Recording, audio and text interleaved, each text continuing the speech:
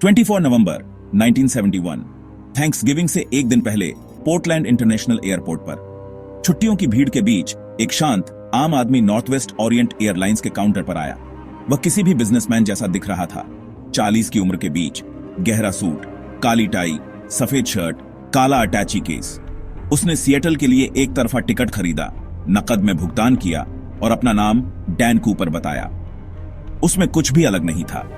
Flight 305 का बस एक और पैसेंजर। कूपर उस समय की ढीली सिक्योरिटी से गुजरा और बोइंग 727 सीट 18C में सवार हो गया। उसने एक बॉर्बन और सोडा ऑर्डर किया, सिगरेट जलाई और प्लेन के टेक ऑफ करते ही खिड़की से बाहर देखने लगा। दूसरे यात्री अपनी छुट्टियों की प्लानिंग में खोए हुए थे। उन्हें इस आदमी के बारे में कुछ पता नहीं था जो उनके बीच चुपचाप बैठा था। प्लेन दोपहर 2:50 बजे उड़ान भर गया।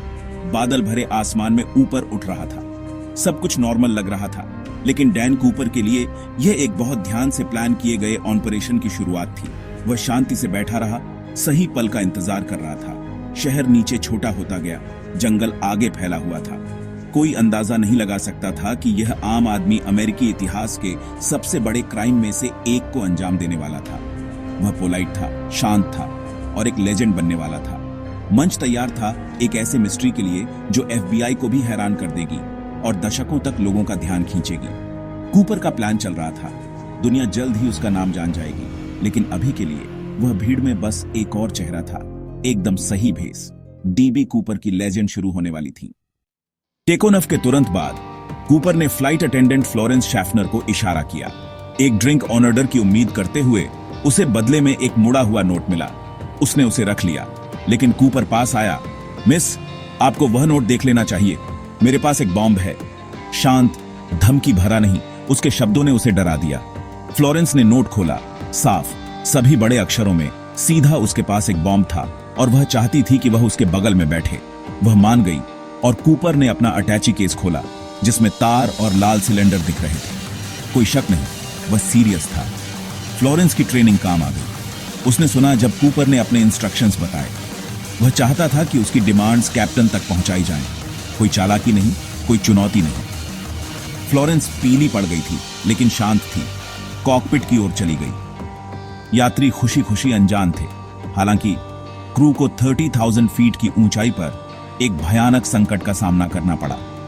कैप्टन विलियम स्कॉट ने नोट पढ़ा और तुरंत एयर ट्रैफिक कंट्रोल से संपर्क किया। मैसेज ऊपर तक पहुंच गया। एक हाईजैकिंग चल रही थी। ग्राउंड पर FBI और एयरलाइन के अधिकारी दौड़ पड़े, लेकिन हवा में कूपर का पूरा कंट्रोल था। 26 यात्री और 6 क्रू मेंबर्स अब एक पोलाइट मेडिकल आदमी के बंधक थे, जो एक बिजनेस सूट में था। DB कूपर की लेजेंड सच में शुरू हो गई थी। दुनिया जल्द ही एक ऐसा क्राइम देखने वाली थी जो किसी और जैसा नहीं था। हाईजैकर की शांति, उसकी धमकी जितनी ही डरावनी थी। दांव कभी इतने ऊंचे नहीं थे। गेम शुरू हो गया था। कूपर की डिमांड साफ थी। $200,000 बिना निशान वाले $20 के बिलों में और 4 पैराशूट, 2 मेन, 2 रिजर्व। नकद अमेरिकी करेंसी में होना चाहिए। छोटे बिल, ले जाने में आसान और ट्रैक करने में मुश्किल। पैराशूट की मांग ने जांचकर्ताओं को हैरान कर दिया। क्या वह किसी को बंधक बनाने की योजना बना रहा था, या बस यह सुनिश्चित कर रहा था कि पैराशूट में कोई गड़बड़ न हो? उसने कहा कि प्लेन पुगेट साउंड के ऊपर तब तक चक्कर लगाए जब तक उसकी डिमांड्स पूरी नहीं हो जाती, और सिएटल में रिफ्यूलिंग पर जोर दिया। सिएटल बस एक स्टॉपओवर था। उसकी असली मंजिल एक रहस्य थी। क्रू ने उसकी डिमांड्स बताईं और ग्राउंड पर एक फ्रैंटिक कोशिश शुरू हुई। 2 तनावपूर्ण घंटों तक कूपर शांत रहा। उसने एक और बॉर्बन भी ऑर्डर किया और पैसे देने की पेशकश की। वह पोलाइट था। उसने कभी यात्रियों को धमकी नहीं दी, जिन्हें बस एक छोटी सी देरी के बारे में बताया गया था। हाईजैकर की शांति परेशान करने वाली थी। वह कोई हताश अपराधी नहीं था, बल्कि एक ठंडा, कैलकुलेटिंग प्रोफेशनल था। उसने एक कमर्शियल एयरलाइनर को अपना निजी साम्राज्य बना लिया था। हर कोई हवा में और जमीन पर उसके रूल्सों से खेलने को मजबूर था। दुनिया देख रही थी, उसके अगले कदम का इंतजार कर रही थी। ग्राउंड पर FBI $200,000 को $20 के बिलों में इकट्ठा करने के लिए दौड़ पड़ी। हर एक को फोटोग्राफ किया। पैराशूट एक लोकल स्काई डाइविंग स्कूल से लाए गए। शाम 5:39 बजे फ्लाइट 305 सिएटल टैकोमा एयरपोर्ट के एक दूर चमकीले रोशनी वाले हिस्से पर उतरी। कूपर ने स्नाइपर्स को रोकने के लिए खिड़की के शेड्स नीचे करने का आदेश दिया और हर डिटेल को कंट्रोल किया। एक अकेला एयरलाइन कर्मचारी ने पैसे और पैराशूट को पीछे की सीढ़ियों से पहुंचाया। एक अनोखी विशेषता जिसके लिए कूपर ने साफ तौर पर प्लान किया था। एक बार संतुष्ट होने के बाद कूपर ने सभी 36 यात्रियों और 2 फ्लाइट अटेंडेंट को छोड़ दिया। अधिकारियों को राहत मिली, लेकिन ऑर्डियल अभी खत्म नहीं हुआ था। कूपर फ्लाइट क्रू और एक अटेंडेंट के साथ बोर्ड पर रहा। उसके प्लान का पहला चरण एक फ्लॉलेस सक्सेस था। अब दुनिया यह देखने का इंतजार कर रही थी कि वह कैसे बचेगा। फिरौती और पैराशूट सुरक्षित होने के बाद कूपर ने अगला कदम बताया, मेक्सिको सिटी के लिए उड़ान भरना। उसने प्लेन को कम ऊंचाई पर उड़ाने की मांग की, 10,000 फीट से ऊपर नहीं, लैंडिंग गियर नीचे और फ्लैप्स 15 डिग्री पर पैराशूट जंप के लिए पर्याप्त धीमा। पायलटों ने बताया कि प्लेन रिफ्यूलिंग के बिना मेक्सिको नहीं पहुंच सकता। वे रेनो की ओर दक्षिण में जाने के लिए सहमत हुए। शाम 7:40 बजे फ्लाइट 305 एक तूफानी रात में उड़ान भर गई।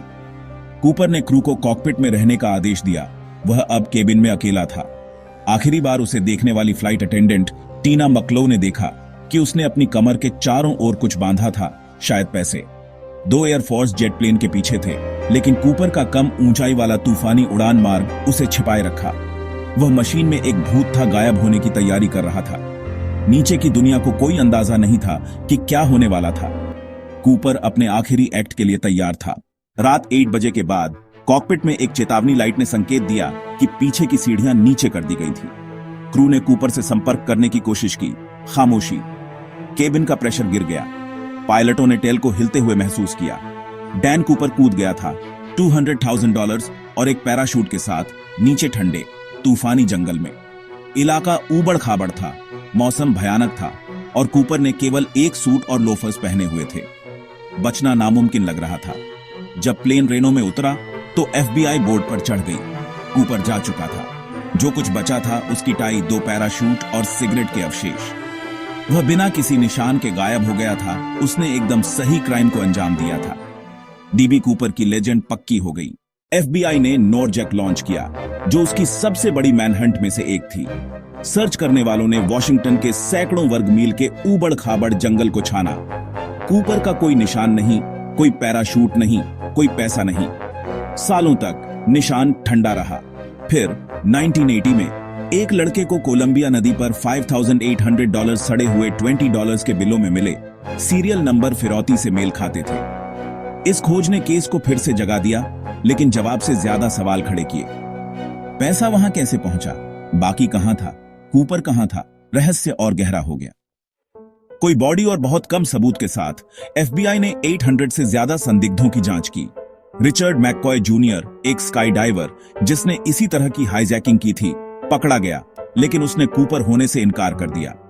ड्वेन वेबर ने अपनी मौत के बिस्तर पर कबूल किया, लेकिन DNA मैच नहीं हुआ। थ्योरीज बहुत थीं।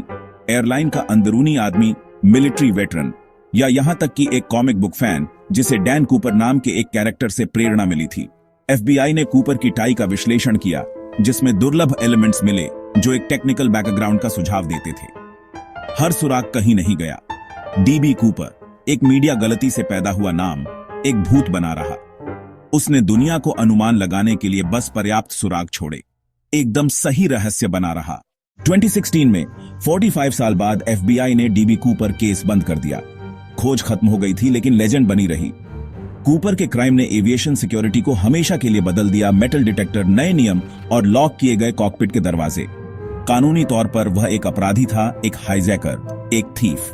फिर भी कई लोगों के लिए वह एक लोकनायक बन गया, एक साहसी एंटी हीरो जो बिना निशान के गायब हो गया। उसने किसी को चोट नहीं पहुंचाई, पोलाइट था और एक फिल्म के कैरेक्टर की तरह गायब हो गया।